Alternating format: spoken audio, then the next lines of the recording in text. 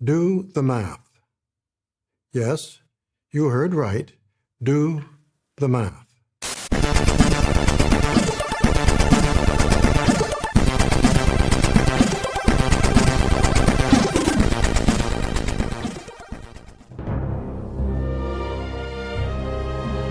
Jehovah's Witnesses, like many other Christian groups, teach and believe that the exile of the Jews in Babylon would have lasted 70 years. If you ask for the biblical basis for this view, you will immediately be answered by Jeremiah 29 verse 10, Daniel 9 verses 1 and 2 and 2 Chronicles 36 verses 20 and 21. In a nutshell, they count it from the destruction of ancient Jerusalem to the time when the Jews returned to rebuild Jehovah's temple and restore true worship. 607 BCE minus 537 BCE equals 70 years. In fact, this teaching seems so obvious that few people even question it. However, as we shall see, a deeper investigation reveals that the exile of the Jews in Babylon could not have lasted for 70 years. There are at least two separate lines of reasoning for this. 607 BCE is not the year of the destruction of Jerusalem. It is a completely fabricated year by the organization, based on a fake chronology. When you start to look more closely at the biblical chronology, this becomes clear. The date given in the Bible for the destruction of Jerusalem, in the 19th year of Nebuchadnezzar's reign, cannot be determined precisely unless it is tied to a so-called pivotal point. A pivotal point is a certain point in the chronology when a biblical event is proven with absolute certainty to have occurred in a known year. Such important dates are the beginning of the ministry of John the Baptist, and the baptism of Jesus in 29 AD, and the conquest of Babylon by Cyrus the Great in 539 BCE. So, if you count the reigns of the Babylonian kings known from 539 BCE backwards, you get a continuous chronology from Nabonaid to the 19th year of Nebuchadnezzar's reign, when ancient Jerusalem was destroyed. This is also how historians calculate it. The result is the year of Jerusalem's destruction, 587 BCE.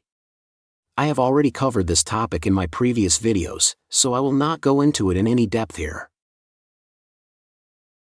Once the correct year of the destruction of Jerusalem is calculated, it is easy to determine how long the Jews were in exile.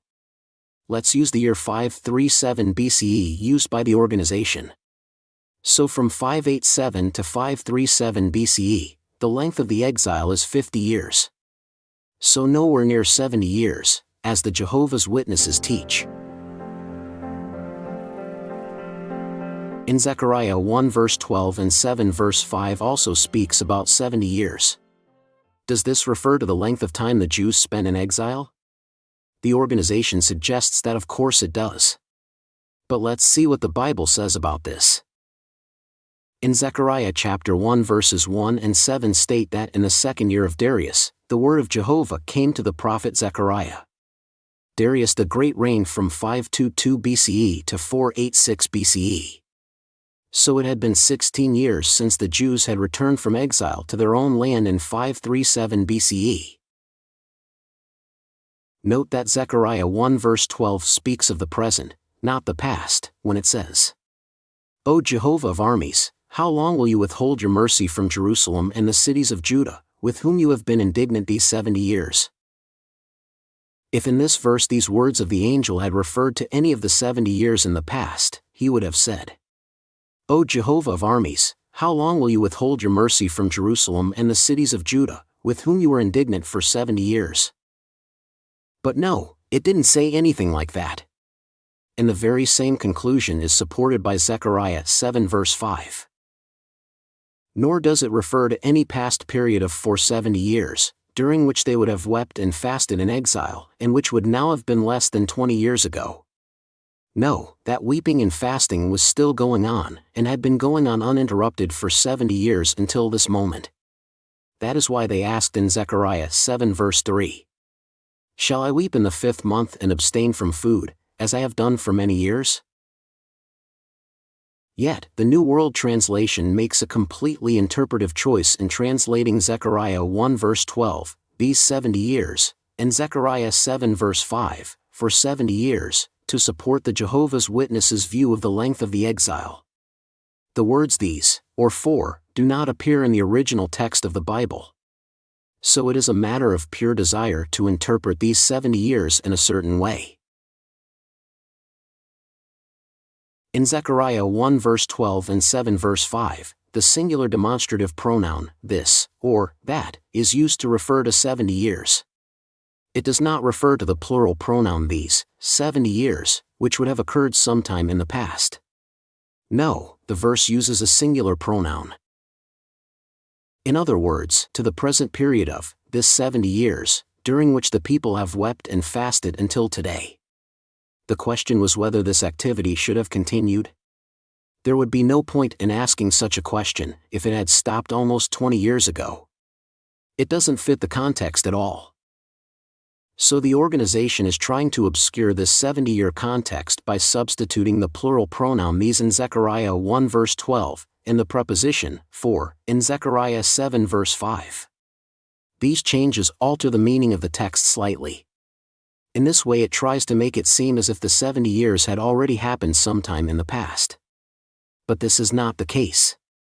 Therefore, we can move on to the next conclusion. So the mourning and fasting of the Jews was still going on in the 2nd and 4th years of Darius' reign, 521 and 519 BCE. So when we count back 70 years from these certain dates, based on a pivotal point, we arrive at 591 and 589 BCE. What happened then? That was when the first group of Jews were exiled, a total of 10,000 Jews. This was in the 8th year of Nebuchadnezzar's reign in 598 BCE, 11 years before Jerusalem was destroyed. So what can we conclude from this 70 years of Zechariah's prophecy? First of all, it does not refer to the time spent by the Jews in exile. But it can be used to calculate the time of the Jews' exile in Babylon. How? Simply by subtracting from that 70 years the time they had already been away from Babylon. As above, Zechariah 1 verse 12 and 7 verse 5 refer to the years 521 and 519 BCE, when the prophecy came to Zechariah. And as above, the 70 years spoken of in the prophecy was still going on. The Jews returned from Babylon to Judah around 537 BCE according to the organization.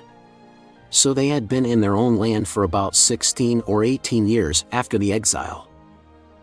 Thus, the Jews could not have been in Babylon's captivity for more than 54 or 52 years at most. Of course, there is no way of extending the period of exile. But if one wanted to do so, one would have to start from the time when the first Jews were taken to Babylon in 598 BCE. And that still wouldn't make 70 years. Besides, the organization would also have to change the year 607 to 618 BCE.